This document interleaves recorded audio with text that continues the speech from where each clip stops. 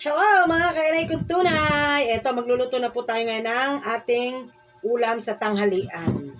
Dahil sabi ko nga, ang panahong ito ay panahon ng maraming kabuti. Sobrang kay buti-buti po ng ating Panginoon. Tunay nga naman, ang kabuti. Ayan, nakita niyo ba mga kainay?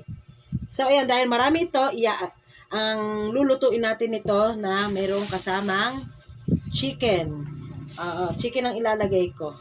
Dahil sawa na ako sa may itlog, bulang lang, sinama na sa itlog, sinama na sa gulay. Ngayon, ang gagawin naman natin mga kainay kong tunay ay chicken bistek.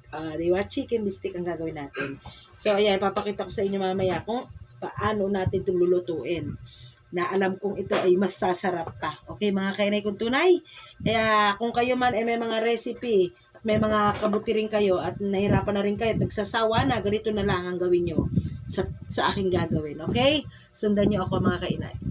Pero ayan mga kainay, siyempre bago natin iluto, dahil iri malalaki, hihimayin nga po muna natin. Ayan, ihahanda natin. Ayan. Hindi ko masyadong liliitan ng himay, medyo ganyan lang kalalaki para masarap kainin. O, di ba mga kainay? Ang lalaki talaga, tingnan nyo mga kainay, ang lalaki nang nakuha namin. O, diba? Malinis na ito. Hinugasan ko na ito kanina. Pinatiktik ko na. Kaya, ayan. Ready na siyang iluto, mga kainay. So yummy. So, ayan, mamaya tingnan nyo. Ayan, ready na ang ating igigisa.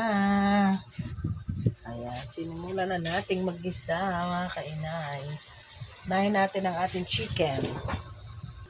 Ayan na ang ating kabuti stick. Ayan, sobrang sarap niyan mga kainay. May chicken. So, pakuluan lang natin mga kainay kung tunay. Ayan. Okay.